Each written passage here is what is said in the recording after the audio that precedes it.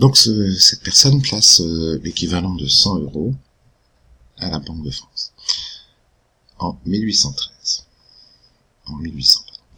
Donc je vais faire une première colonne avec les années. Je commence à l'année 100 et une deuxième colonne avec la somme disponible sur son compte qui est donc 100 €.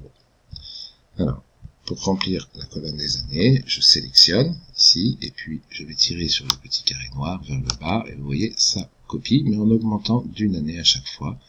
Donc je vais descendre jusqu'à la colonne environ, ça doit être par là à peu près, 2011, 12, 13, voilà. Donc jusqu'en 2013. Donc là j'ai une première colonne avec toutes les années de 1800 jusqu'à 2013. Alors, donc au début il a 100. Le taux est de 1%. Donc quel va être le coefficient multiplicateur? Je peux rentrer la formule. Donc une formule, je commence avec égal 1 plus t. Le taux t il est ici sur 100. Donc ça me fait un taux de 1,01. Donc à quoi va être égal ici la somme disponible? Eh bien ça va être égal la somme disponible l'année précédente plus multiplié par le coefficient multiplicateur qui est ici. Donc au bout d'un an il aura 101. Alors on pourrait essayer de recopier cette formule. Et ici il va nous mettre 0. Si vous regardez bien, quand j'ai recopié la formule qui est ici, B13 fois G11, j'ai bien fait B13 la somme fois G11 le coefficient multiplicateur. Et quand j'ai recopié la formule, il a changé. Il a mis B14, donc la somme à l'année d'avant, ce qui m'arrange bien, mais il a multiplié par G12, c'est-à-dire qu'il est également descendu d'un cran ici. Alors pour ne pas qu'il change les valeurs, ici, au lieu de mettre G11, je vais mettre G$11.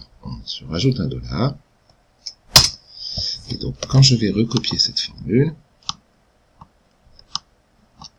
là, ici, vous pouvez voir que il a gardé G$11. Il n'a pas changé le 11, donc il garde bien la référence à cette cellule. Donc, ça veut dire que on trouve ici qu'en 1802, il a 102 €, et puis en 1803, il va avoir 103 €. C'est bien B15, donc la somme à la fin de 1802, fois G$11, et la cellule G11, c'est toujours un 0,1, elle ne change jamais. Donc ce type d'indexation, d'adressage, on renvoie vers une cellule, la cellule G11, mais on rajoute le dollar, ça veut dire que quand on recopiera la formule, le 11 ne sera pas modifié. Alors que le B15, quand on va recopier vers le bas, va devenir successivement B16, B17, etc.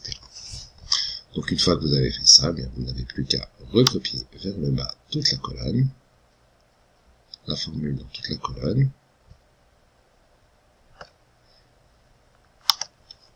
et vous pouvez donc en déduire que notre ami aura 832 et quelques euros. Alors comme ce sont des affichages qui ne sont pas beaux, je vais sélectionner tout ça, et je vais lui demander de l'afficher avec une ou deux décimales si je veux ressentir le prix. Voilà, donc vous avez à peu près de quoi faire l'exercice.